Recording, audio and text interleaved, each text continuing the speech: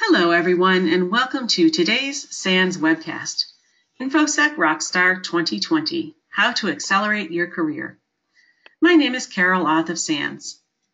Today's featured speaker is Ted Demopoulos, SANS Principal Instructor, and he will be moderating today's webcast. If during the webcast you have any questions for our presenter, please enter them into the questions window at any time. Please note that this webcast is being recorded, and a copy of the slides and recording of this webcast will be available for viewing later today and can be found on the SANS registration page. With that, I'd like to hand the webcast over to Ted. All right, great. Thank you, Carol. Hello, everyone, and welcome to Infosec Rockstar 2020, excuse me, How to Accelerate Your Career. And boy, a lot of change since I last gave a talk with a similar topic. Now, I really want to call this the Great Reboot edition. And this is a term a friend of mine used in a conference this weekend. He actually called it the Great Reset. I heard it as the Great Reboot, and he kind of adopted that. Now, obviously, we've had a few changes in the last couple of months. My world changed March 12th. I was sitting on the Red Sea in Jeddah, Saudi Arabia, which is a beautiful place. I think Saudi, I think desert. Jeddah's like, it's just gorgeous. Great restaurants, palm trees right on the water. And the next day, I was finishing my SANS class, and I was going to fly to Jordan. I was going to go see Petra and the Dead Sea, and I was going to hang out for 3 or 4 days, and I had a couple meetings set up as well.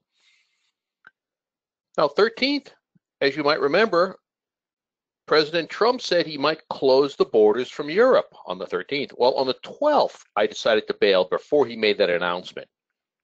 And so I made some changes. I changed my flight with great difficulty. I flew on the 13th after class. I was afraid, what if my connecting flight got delayed and I got stuck in Europe? Anyway, I made it back to the US. I lost 90% of my work. I'm going to say literally overnight, maybe over 48 hours. I'm a consultant, right? Things really change. Now, the reality is we will encounter difficult times, and this is definitely one of them. Now, I don't want to downplay, and this is just another difficult time. Looking out the window, I see the house of two of my oldest friends, George and Chris Guzzi, and they've lost a family member who I knew. I mean, so this is somewhat personal, and this is really, we've never seen anything like this before. Actually, that's not exactly true. There's a woman in Spain, oldest woman, 113 years old. She lived through the pandemic of 1918 and 1919, the Spanish flu. By the way, she got COVID and survived. There's always hope. Also, reality. Boy, are we well positioned, right? Technical people, most of us are technical. Now, not all security people are technical nor need to be, but the importance of technology and security is really important. Now, it's just going to keep increasing. Some of my friends work in the hospitality business. They're in tough shape. Some of my friends work in other things, other areas which are truly non-essential that have been shut down part-time, or who knows what will happen. And another reality, the same things that worked before work today, right? Things that worked before still work today, maybe with some modifications. I went to an awesome conference last weekend, 3 days, ended yesterday around 7 p.m. local time. I'm on the coast of Maine, so I'm in East Coast time. We did it over Zoom, 2,000 people, small breakout rooms, all kind. It wasn't the same, but it was still pretty good. It was different. It had some pluses and it had some minuses. Now, people like to use phrases like, well, we're all in the same boat, and that's not true at all. We have very different boats. Where I live most of the time, I'm sheltering in place in 2 different spots. Where I normally am in New Hampshire, my neighbor directly to the left, he's probably got a couple of years on me. I'm going to say he's in a better boat. He works for Dell. He's worked remotely for a long time. His job sure seems to be secure. He's just sort of hanging out with his girlfriend, doing his normal thing. He's in pretty good shape. My neighbor to my right, financially, he's okay. His work's still going forward. He's not much older than me, but he has pre-existing conditions. As he put it to me, if I get it, there's a good chance I'm a goner. I have another friend lives in the neighborhood as well. He's in the restaurant business. He's not in a very good boat. Not at all, right? At least not right now. But we're all in the same storm, right? We've all got the same bad things going on, disruptive events. Just like always, we've got two choices. I can versus I can't. If I was going to picture I can't, I'd probably show myself sitting on a couch with a TV on, maybe watching something on Netflix, maybe something cool, maybe not, maybe eating like potato chips and drinking beer and gaining weight. I can, although I did eat some potato chips and drink some beer yesterday. There's nothing wrong with that, right? I'm doing things. I'm actively doing things during this great reboot, wanting to come out better on the other side, if at all possible. And I think most of you probably agree with me to a large extent because you're here. So, quick topics for today. Some things we've talked about that are in my book, right?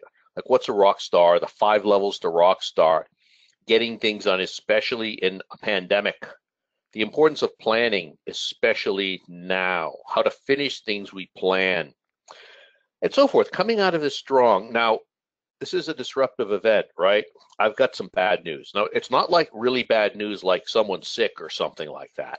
Or, we're going to have to shelter in place, or we won't be getting together in physical person for 5 years. Not bad things like that.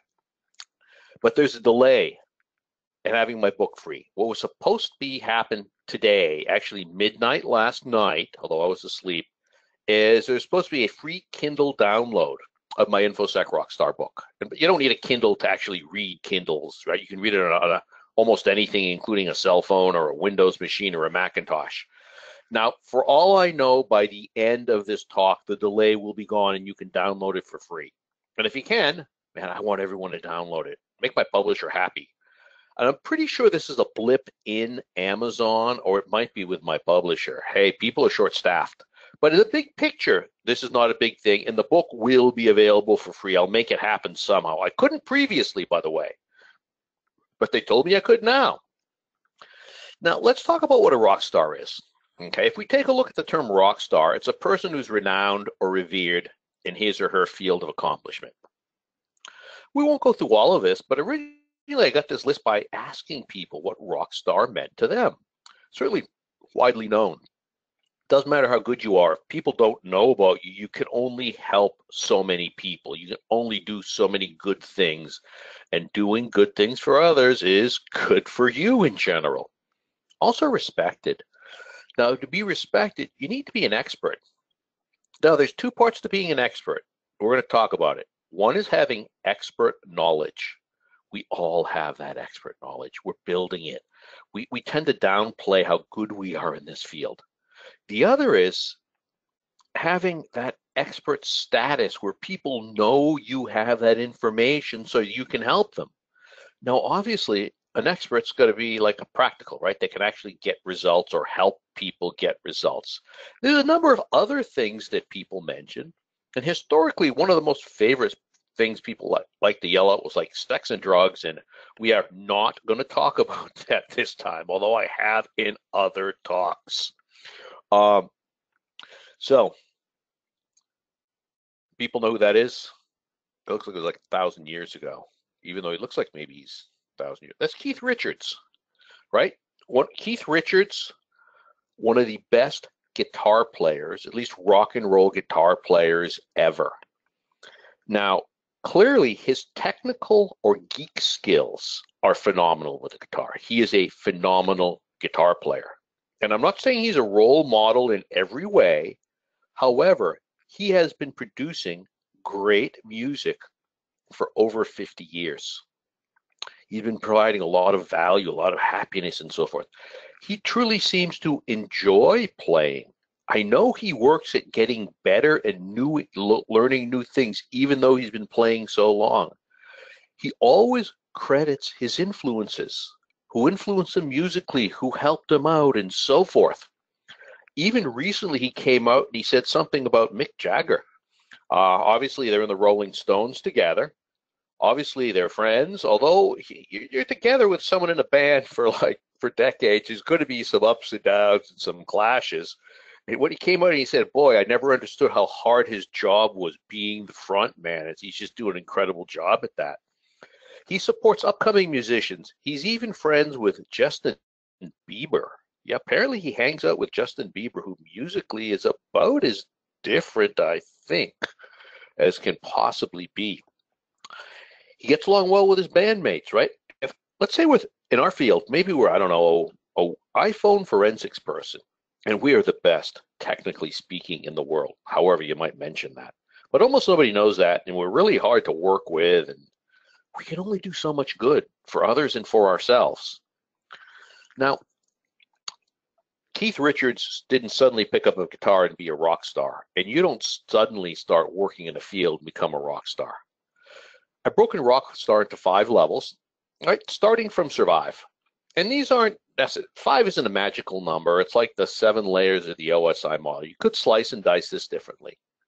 Survive. I worked with, actually, I'm still talking to them. Some kids are actually getting out of school now. They're missing their graduation, and they're looking for work in the technical field. They're in survive mode, right? They need a job. They want to move out of their parents' basement, literally in some cases. Stable. Stable, you have a job, right? Hopefully it's a good job. If you're a consultant, you got a few clients. Hopefully it's all good. Hopefully you like most of it. At every job, there's always going to be some stuff you don't love that just needs to be done. You just do it. And some stuff that you like, but it's okay. My friend Large John has a stable job. He thinks it's okay. And he's happy, and he's not going to do anything else. He's just going to go to this okay job, probably till he dies of a heart attack, knowing his lifestyle and health things. And he's okay with that. Now, some of the happiest people I know on the planet are simply stable, sometimes bouncing between stable and survive. There's nothing wrong with that. But most of us want a little bit more. At the expert level, you've developed some expertise. Now, we all have some expertise. We'll talk about what that is in a moment. And some expert status. People know you have this expertise, you can help them. The more of an expert you are, the more flexibility you have, the more work choices you have, the more you can help people. And whether you're an employee or a contractor or a consultant, the benefits start to merge the higher that you go. And of course, you tend to have higher pay as well, which, hey, I'm going to be blunt, money matters. Money matters a lot to me. I got 2 kids in college starting real soon.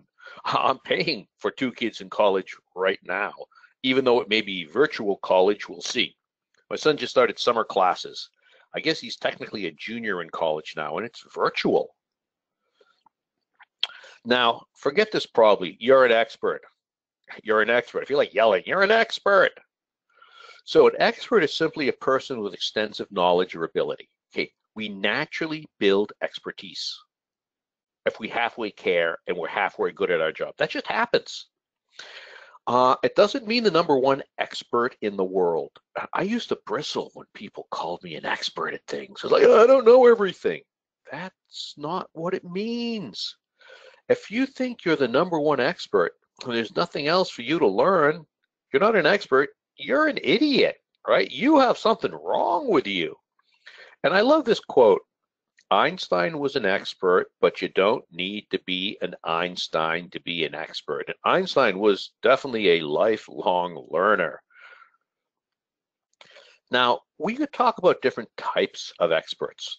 Could be a world-renowned expert with extensive visibility. Maybe it's the latest hack, you're like on CNN, and we know some people like that. Some of them are really cool people too. Maybe you just want to be known in Infosec. I'm not known beyond Infosec, not much at least. Maybe someday, I don't even know if I want that. Maybe just in your industry. Maybe, you're working in pharmaceuticals, doing good things with security and pharmaceuticals. Maybe just in your company. Doesn't matter. All right, we talk about where you have your expert status. Now, we tend to think the more an expert knows, the more valuable they are. That is not true. Real example. So less than a year ago, I ran a marathon. And for those of you that haven't seen me in a couple of years, and usually at least a quarter of the people sitting here have seen me speak or have met with me, or right, I used to get around a lot when we used to travel. I didn't look like the kind of person that would run a marathon. Well, I ran one.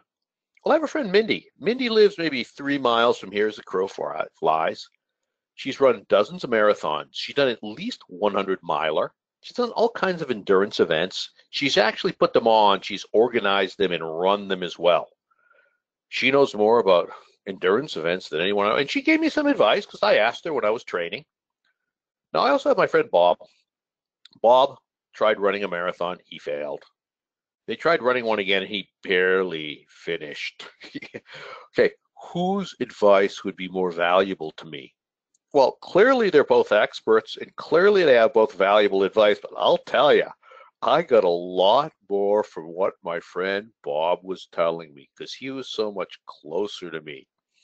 Mindy was telling me, well, you should do this, and you should do this, and you should do this. And like, not only did I not know what some of the things meant, but it's like, I can't do that.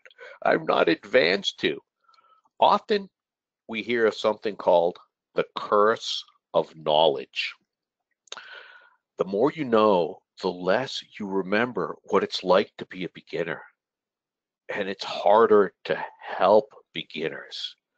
That's why a lot of really smart security people do not make good security instructors, right? Some do. So you got to know the stuff, but it's sometimes hard to relate to real beginners. Another example. Okay, I teach CISSP boot camps. I don't teach them very often, maybe a couple a year. I really enjoy teaching them. Now, this was a total surprise to me. I didn't think I'd really love doing this. Let's say I'm teaching a CISSP boot camp, but you're going to have one taught. Now, the hardest part of the CISSP exam for a lot of people, for many people, is the crypto part. Would you rather have that taught by somebody that's been working in an NSA crypto lab for their entire professional career? I met someone like this. He's actually just retired. Or would you rather learn it from me? I have lots of teaching experience. I got a few implementation projects under my belt. I've helped a lot of people pass the CISSP exam. Now, there's no question, expert one, he's an awful lot more of an expert, dwarfs my knowledge. But for this application, I'm going to argue for most people, I'm a lot better at this, even though I'm less of an expert on this.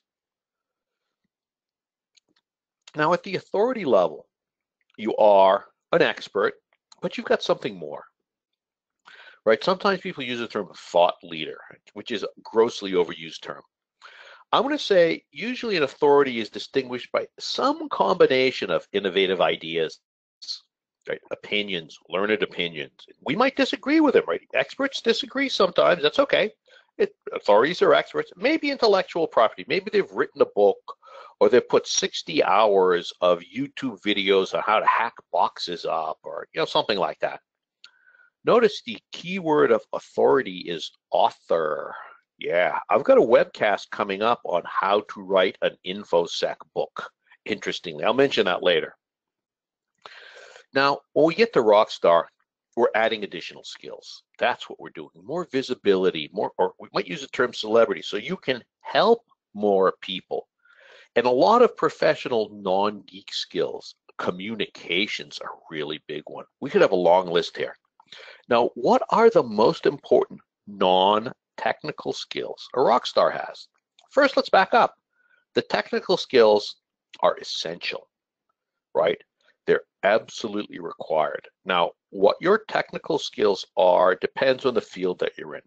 I would argue that if you are a lawyer, the technical skills include the knowledge of law and how to apply it, right? If you're an incident handler, your technical skills are going to be very different than if you're reverse engineering malware or something like that.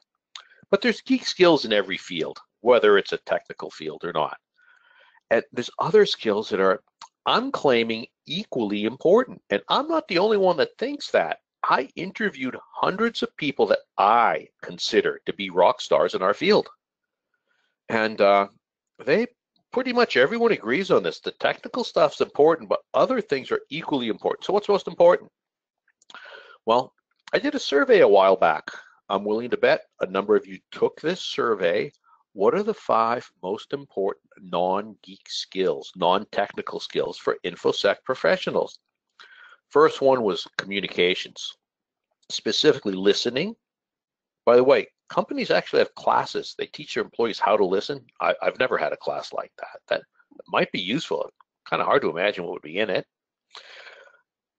Explaining or teaching things as well. Second thing, time management. Now, time management sounds really boring, but people specifically said, you folks said, getting things done. That involves time management, right? Now, we're going to talk about getting things done for sure. Planning, big picture planning, not like planning like, and well, I'm going to buy stamps. I will go to the grocery store and I don't like the bathroom there, so maybe I'll go to the gym first because well, we actually used to be able to go out and do things.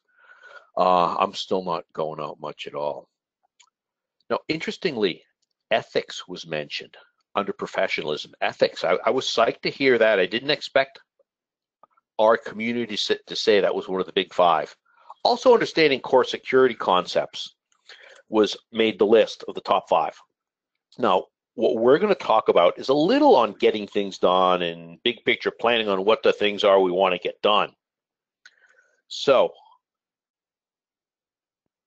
surviving and thriving, some of us right now are just trying to survive, right? And if I was to put myself somewhere on this chart, I'd put myself somewhere up in authority. I'm certainly not the authority I want to be. I'm still learning a lot. I love this quote by Alan Weiss. Alan wrote the $1 Million Consulting. He's written all kinds of things. He said, I can't believe how stupid I was 2 weeks ago. And that's like a continual statement of him because we should be always learning, right? Becoming better. Well, I lost 90% of my work almost right away. Yeah, as I mentioned before.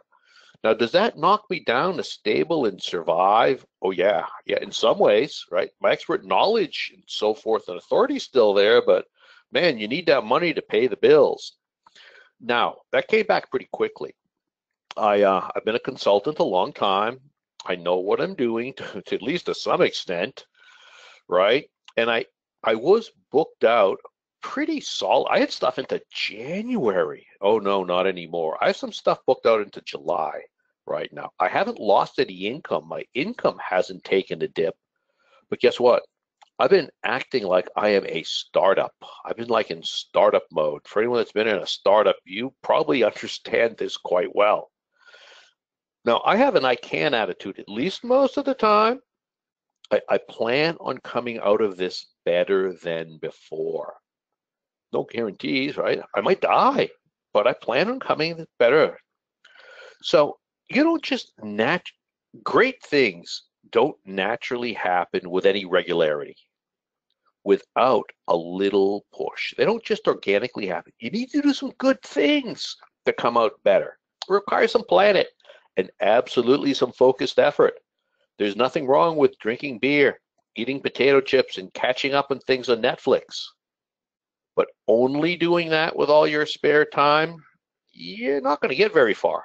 I'm all for relaxing. Don't get me wrong. Those of you that know me well know I take my time and relax a lot of the times. Now, here's some possible good things. Now, I'm going to tell you, you don't just want to do some random number of good things. You could take a class. Yesterday, I signed up for a class on producing video, a video production class. I use video in my business, right? I wanted to be doing more security videos and maybe some video classes. And as you know, some of you have watched my video. It's not that great. It's gotten better as time goes on. This is from a real pro. It's an 8-week class. And it costs, let's just say it has sans class pricing. It's an expensive class. And the guy teaching it is probably the person I want to learn from. I'm taking another sans class, Management 415 from James Durala, which is on risk management. I want to know more about formal risk management. Now, of course, there's less expensive classes. Udemy, They got some great stuff pretty inexpensively. Coursera, phenomenal, an MIT open course where most of the stuff is entirely free. In particular, the Coursera classes on crypto by Dan Bona at Stanford are mind-blowing. You might build or enhance a home lab. Black Hills Information Security just did a webcast on this. You Google it, you'll find it right away. I haven't looked at this. I want to see it. It's on the list, not high on the list. You might learn a foreign language. I'm working on Duolingo. I was supposed to go to Mexico not long ago.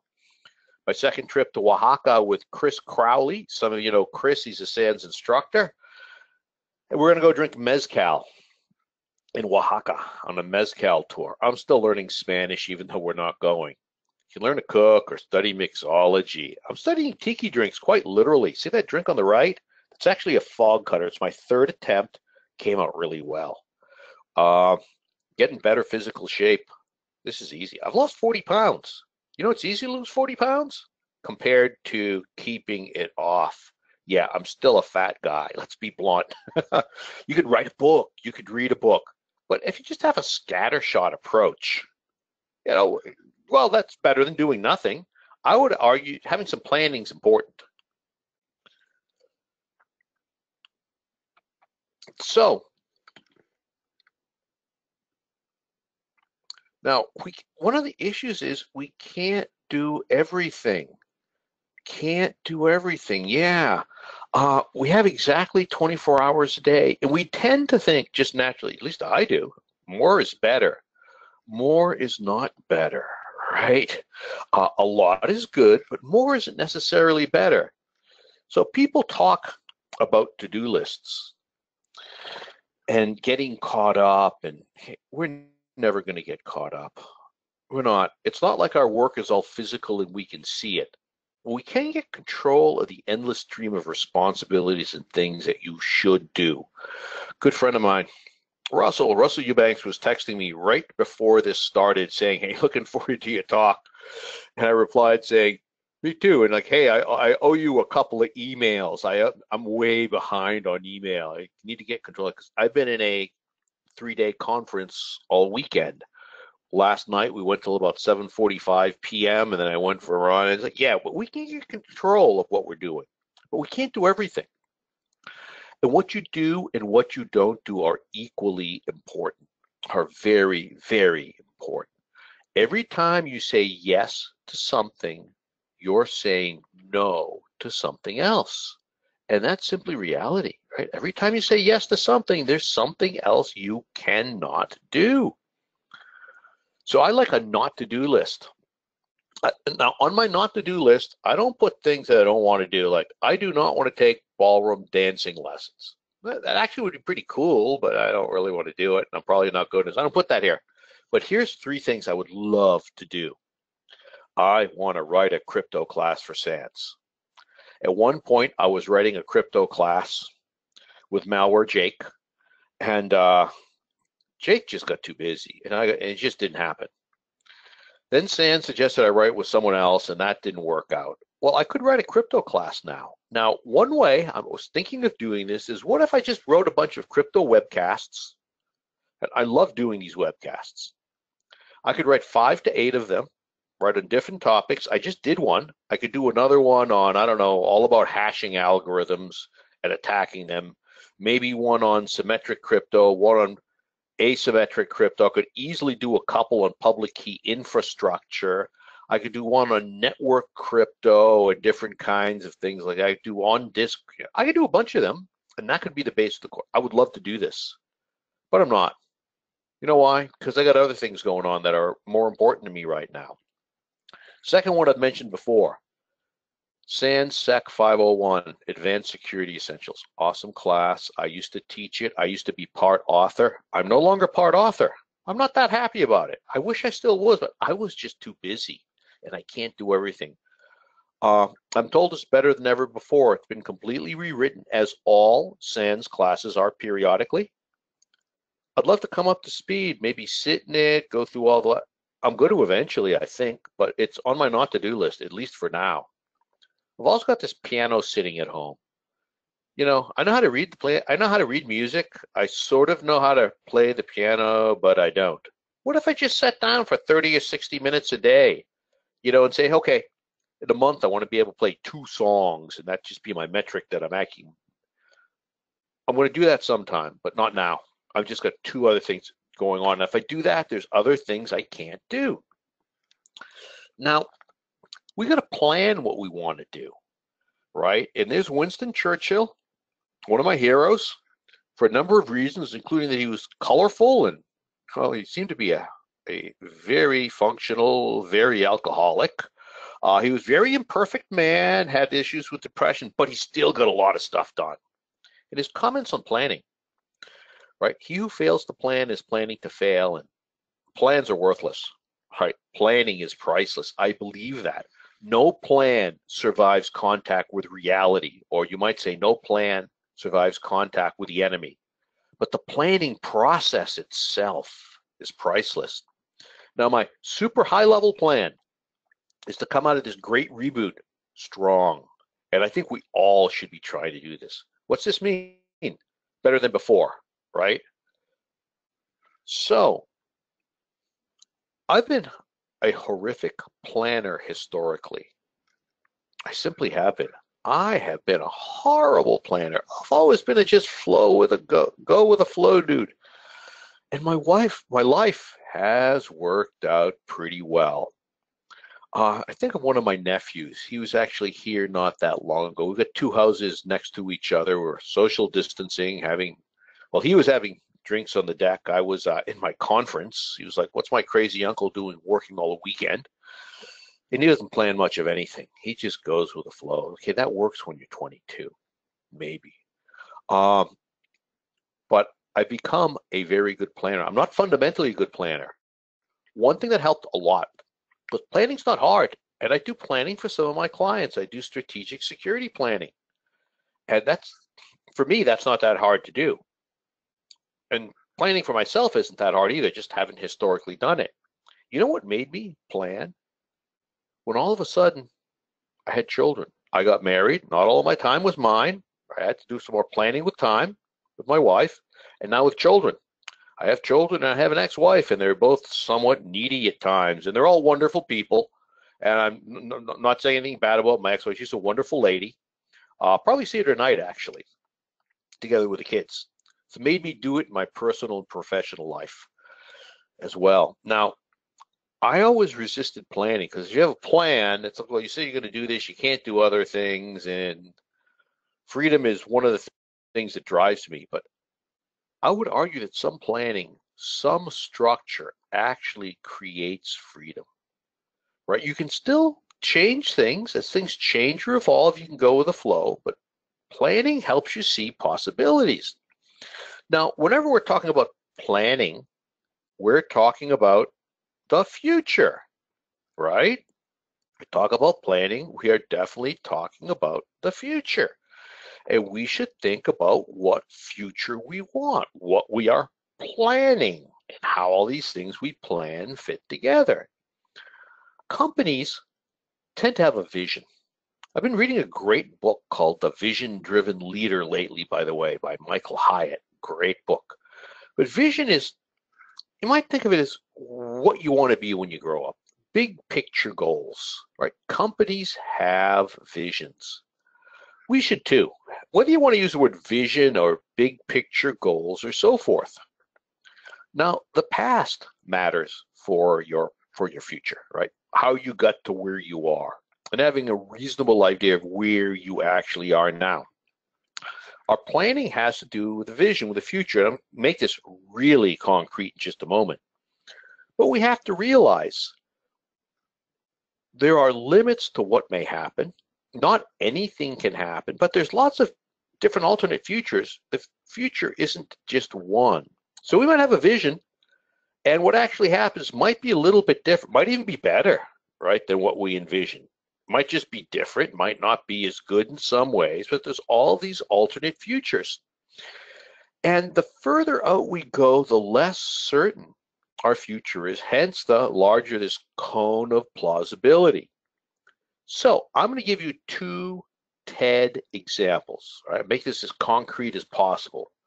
Now, side note, I don't think we have a personal life and a work life. I believe we have one life. We just have one life. It might have different parts, but we have one life.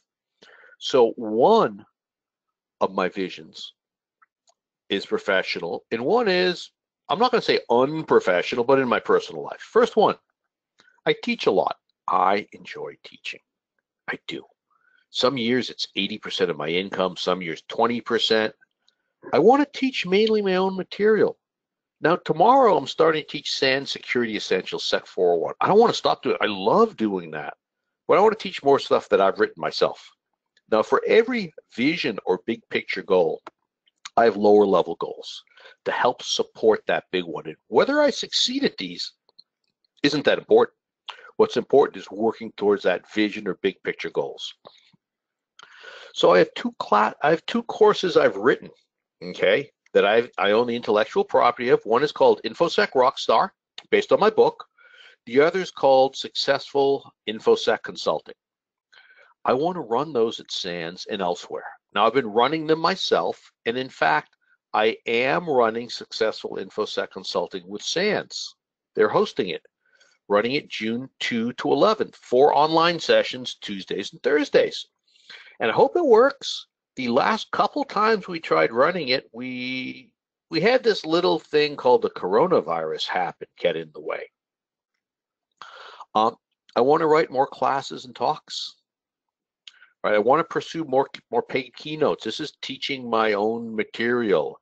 Keynotes have changed a little bit, right?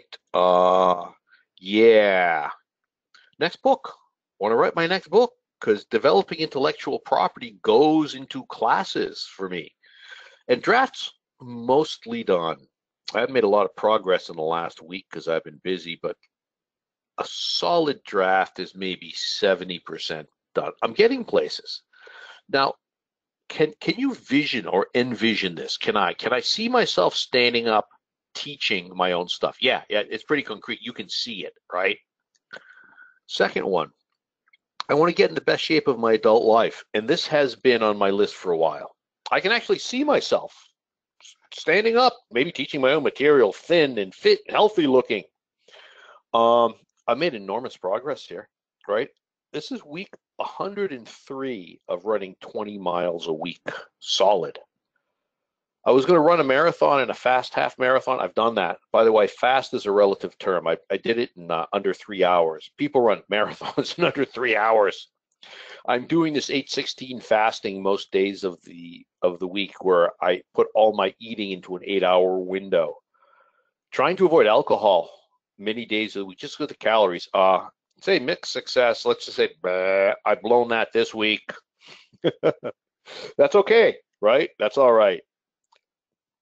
Now, one of the ways I've failed with planning historically is when I've done it, I've had too many goals.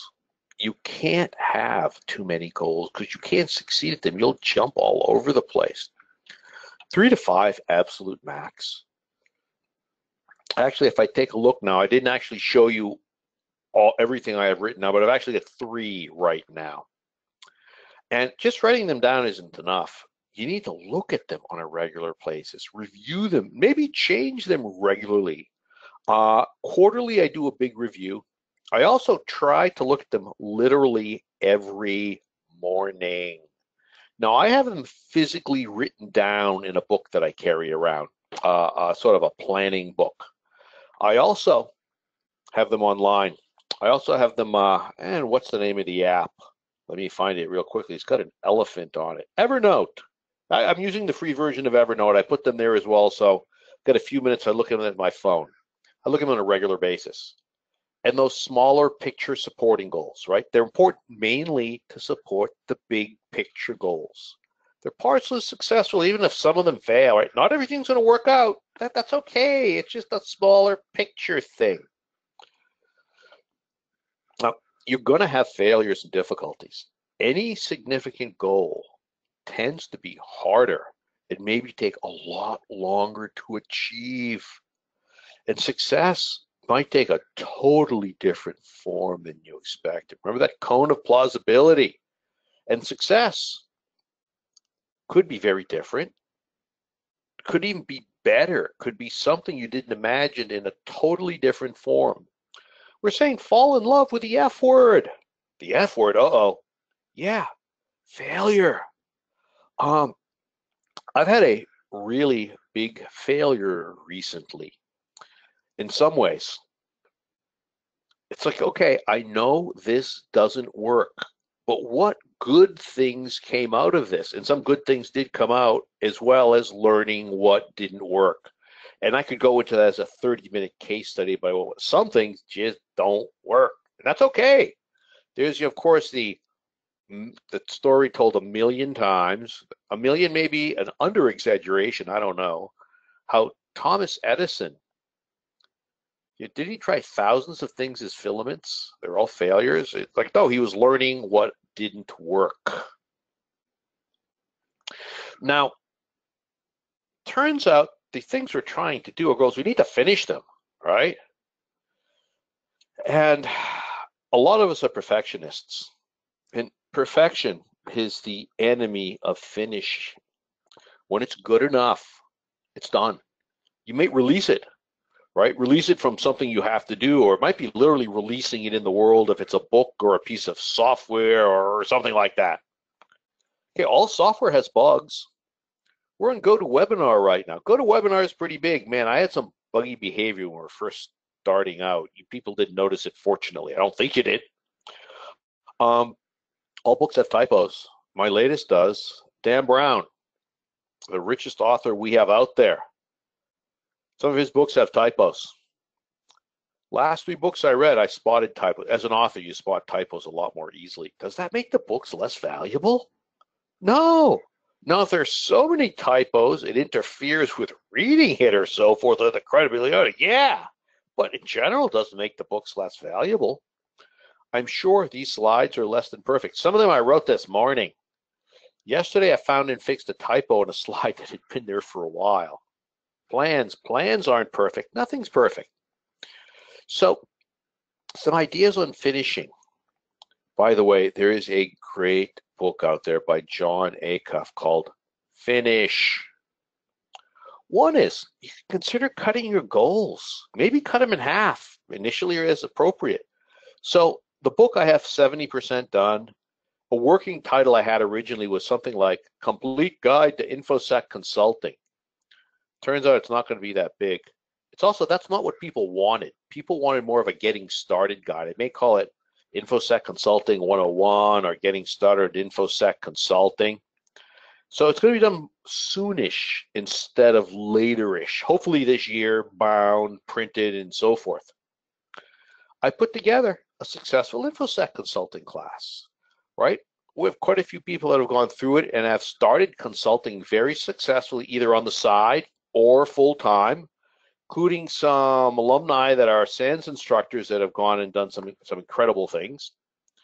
Originally, I was seeing this is going to be like a 5 or 6 day class. It's like, it doesn't need to be that long, first of all. 2 days. In 2 days, I cover what people need to know. Guy on a plane next to me recently. This was obviously not in the last month or two. I'm not going on airplanes for a while. Had been building this app. We started talking to him. He was in a startup, and it was going to run on all kinds of things. You know what? Instead, they released, at least initially, an Android version with less functionality. The first release was finished, making it easy to finish. So with my last book and with my current book, hired editors, absolutely. A cover designer, you know the people that just do cover design for books, that's all they do? You don't want to design your own cover. I'm sure technically you could.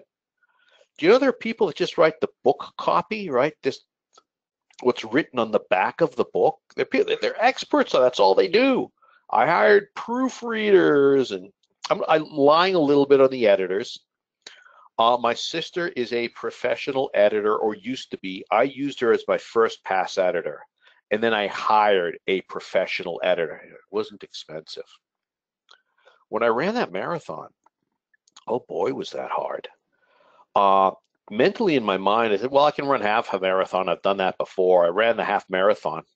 Did I mention it was the hilliest thing I've ever run in my whole life? And it was 80 degrees. I don't think I have, but I can run half a marathon. I've done that many times. So I ran that.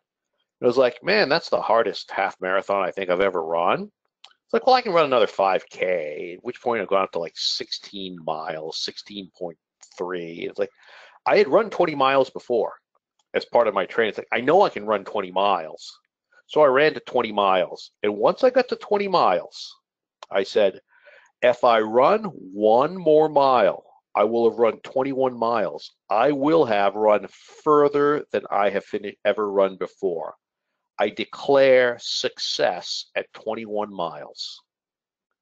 I have finished the longest run of my life. Whether I finish it or not isn't important.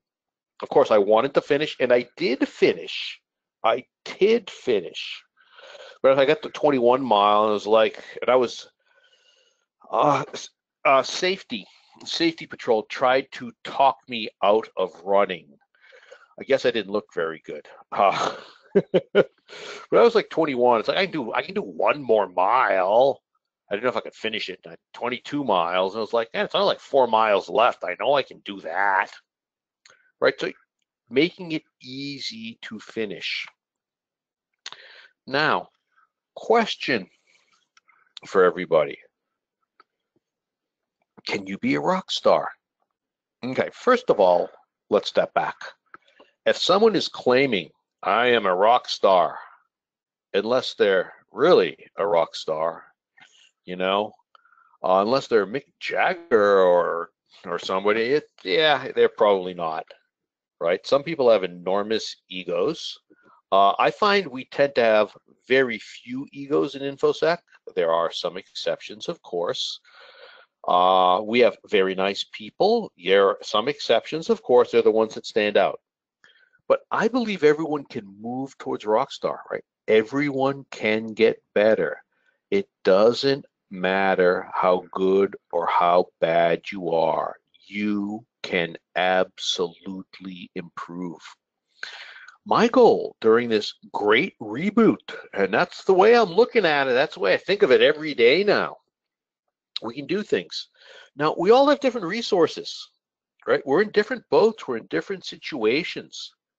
Some of us are homeschooling right now, have little kids at home driving us nuts. Some of us may be out of work, so we have different resources and different situations. But hopefully, we're going to come out of this, at least in some ways, better, maybe in a lot of ways. Now, I have 3 kids home from school. I had 2 teenagers until Saturday. My son's 20. He's as difficult as when he was 13. Great kid, brilliant.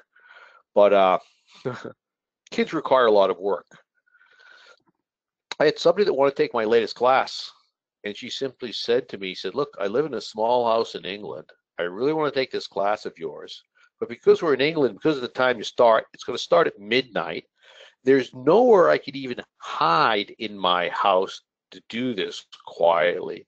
And I got 3 little kids who are with me all the time right now. Getting anything done is hard. So it's harder for some of us than others, but there's some things that we can do. Right? Are you just going to eat Doritos?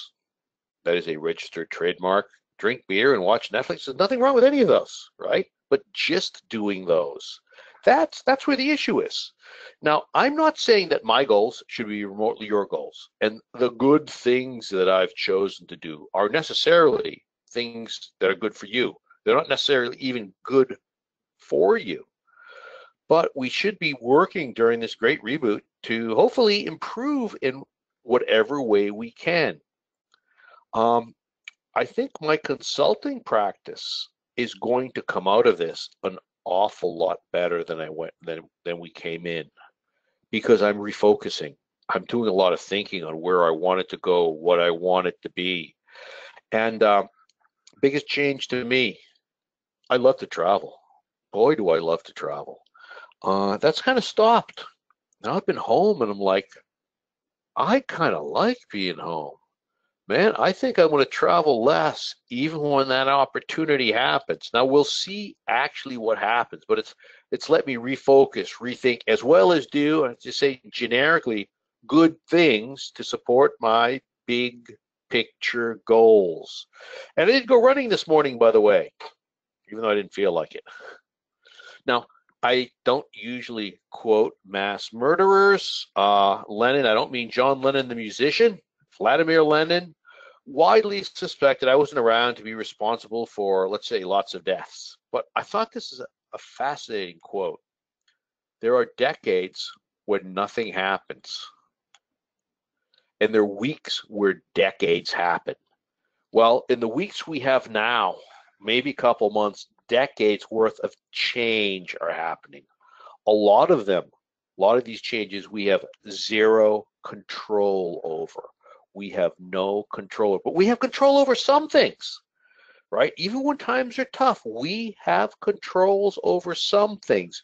Use the control you have in a positive way, whether it's setting up a home lab, playing in a lab, learning some cool things that are good to know, whether it's learning a foreign language, trying to get in shape, whether it's catching up on Netflix, something you really enjoy. Hey, recreation and leisure, they're important. One of my goals this summer, is to fish more than I did last summer because I really enjoy it. And I didn't go at all last summer. So I've lost my controls. Give me a second. So yeah, I was supposed to have a free book available for everyone today. I believe it's still going to happen. You might actually still be able to download, or you may be able to now. I'm waiting for something back from my publisher and from Amazon. Everything's got to go through my publisher. And I was told we were all set. And this morning when you couldn't download it, it is a Kindle version, but you don't need a Kindle. I will let people know. And if that's actually possible now, and it may be just a delay, I know lots of things at Amazon are being delayed, all my shipments and so forth. And yeah, things happen, right? So I do have some upcoming classes and webcasts. My successful Infosec consulting, June 2 to 11th, 4 online sessions for anyone interested in consulting full-time or part-time on the side, or maybe just taking advantage of consulting opportunities should they arise in the future.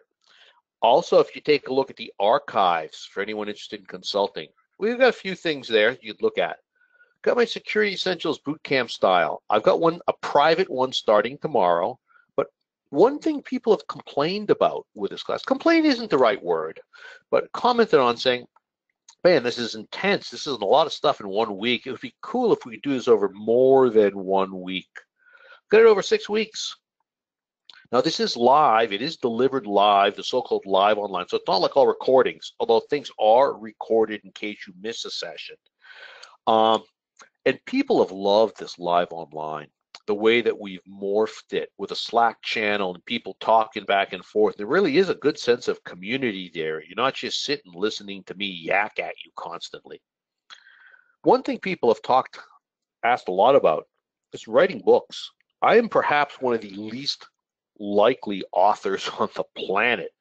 If you look at my history, English isn't my first language. I've always hated to write. I've never been good at it.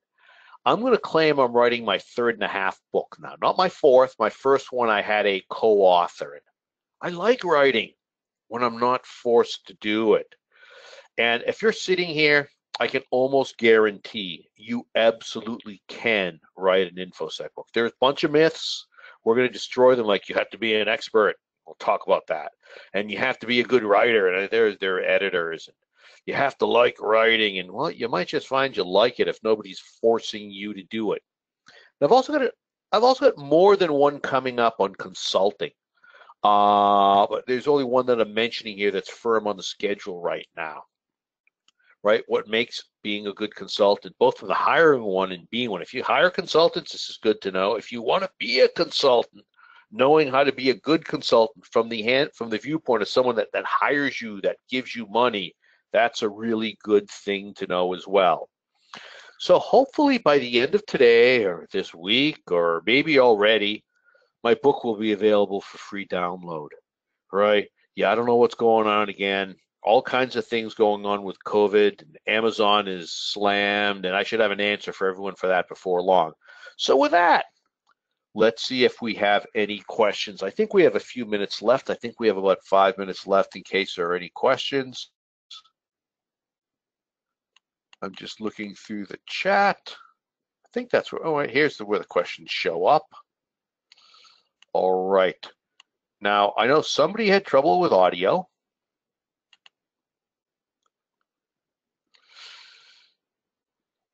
Yeah, I had real doubts about quoting Lenin. That's why I mentioned that.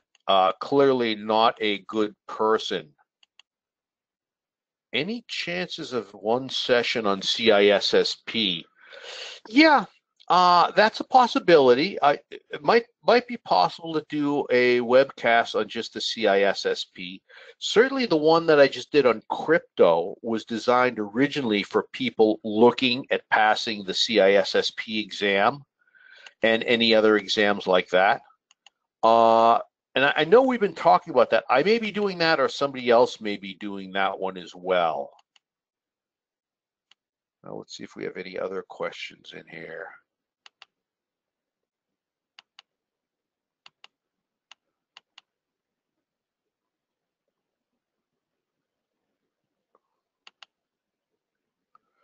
Okay. Can I speak to comparing what I'm trying to do with the success of others that have done that I'm trying to do? Right? Comparison of performance seems to have a bad connotation. I would agree.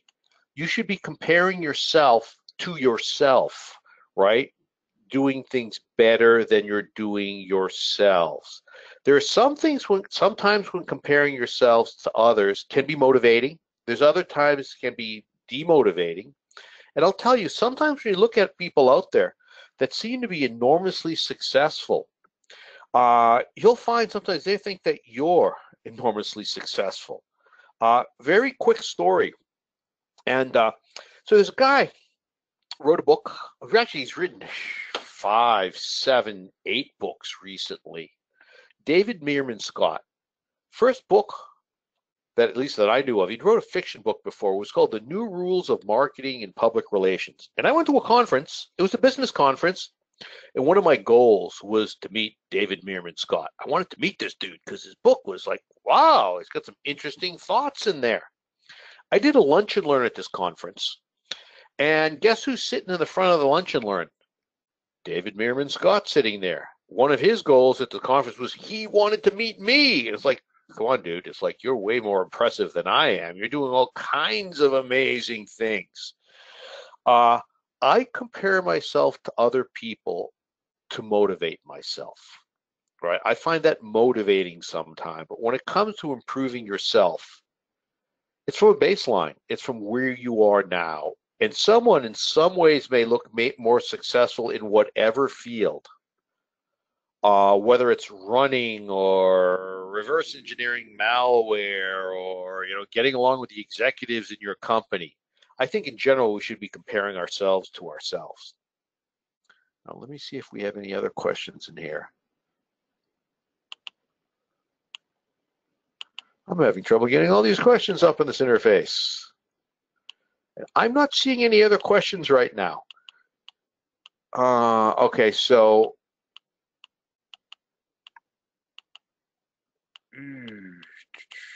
top three things for people to do if they've been laid off. Yeah.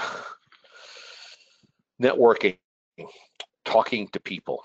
Hopefully you've been doing this ahead of time, right? Networking is something we do before we need it. This will be the last question. I'm not sure if I'm seeing all of the questions, but I'm actually going to recommend this in a webinar, private webinar I'm doing later on today. Now, this is for people looking for consulting work, but the same thing applies, whether it's consulting or full-time. Make a list of everyone you've ever worked with. They're the most likely people to hire you. There's risk in hiring people. There's less risk if they've worked with you before. From that list, who are the people you've worked with, you absolutely loved working with for whatever reason? Right? If you love working with them, they probably love working with you, at least the majority of them. Reach out to them. Now, ideally, if you're out of work right now, this doesn't work perfectly, but it still works. Reach out to them and say, hey, remember when we did this?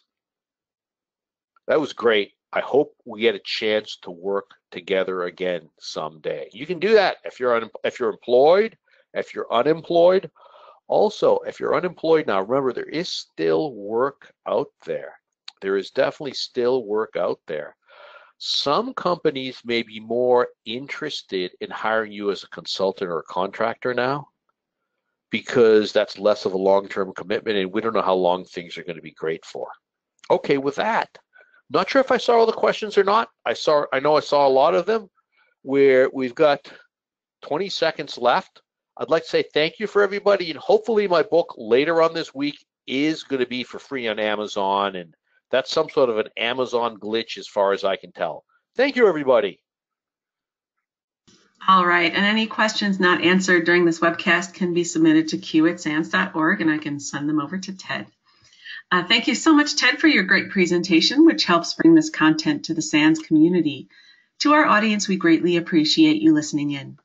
For a schedule of all upcoming and archived SANS webcasts, including this one, please visit sans.org/webcasts. Until next time, take care, and we hope to have you back again for the next SANS webcast. Thank you.